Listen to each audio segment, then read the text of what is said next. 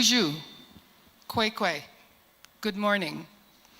I'm delighted to be here as a Canadian, as part of the Community Foundations of Canada, and as a Timiagama Anishinaabe Kwe, a woman of the Deepwater people, one of many Indigenous peoples in Canada. My home is in Temagami, Ontario, the land that has provided sustenance to our people for more than 5,000 years. Today I'd like to share a personal story with you. It's a story of love, of education, of reconciliation through reciprocity. It produced a change in an important relationship in my life, and as a result was empowering to both people who took the journey.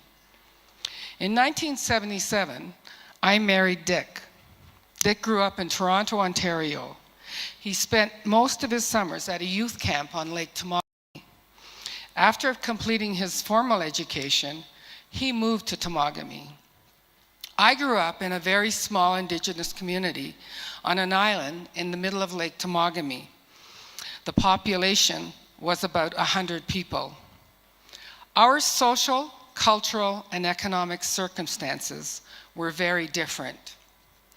When we announced that we were going to get married, my father-in-law was sure that that was not a good idea. He was a member of the empowered elite in our country, of Scottish ancestry, a successful entrepreneur, financially secure, and certain of his worldview. He had never known an Indigenous person. He had little or no knowledge of our culture or our shared history of Canada. He was convinced that our backgrounds, our social, economic, and cultural differences were more than Dick and I would overcome. As we got to know one another, our relationship changed. My father-in-law was a kind, open, and honest man whom I came to love and respect. He demonstrated his willingness to learn and to challenge his own beliefs about what he thought he knew about the Indigenous people in Canada. For instance, he learned he had served in the Second World War alongside my father. It was a shock for him to learn that my father came home in 1948 to a Canada where he could not vote, own real property, or enter public places. While my father-in-law was learning the truth about our shared history, I too was learning from him and his people about what I would refer to the Canada that they lived in. Dick's family helped me with skills and tools I needed to understand and be effective in a world that was different than the one I grew up in. With education and time, my father-in-law and I shared a sense of belonging. We became family in the truest sense of the word. We practiced reconciliation through reciprocity, and through that process, the power imbalance that would have persisted between a member of Canada's elite and an Indigenous woman was forever altered. Reconciliation between Canadians and Canada's Indigenous people is a major journey we are on. In my country, we are striving to address the abuses suffered by our people as a result of the massive power imbalance resulting from colonization.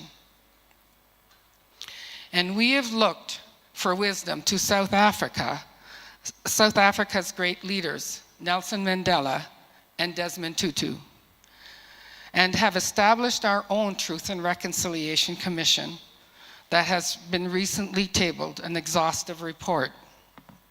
In an interview last summer, Justice Murray Sinclair, its chair, remarked, "The use of education related to the residential school system is what got us into this mess. But that education is the key to reconciliation."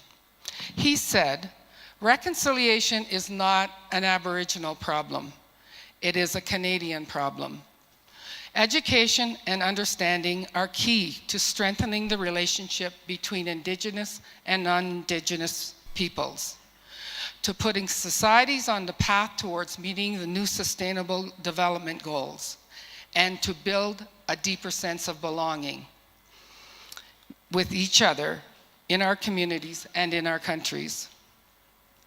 If we want to shift to power, we must learn to understand and appreciate the diversity among Indigenous peoples, and indeed among all peoples around us, to learn the history, the culture, and the contemporary realities of their experiences. Diversity is natural. It is not something that needs to be overcome. It need not threaten the unity of humanity.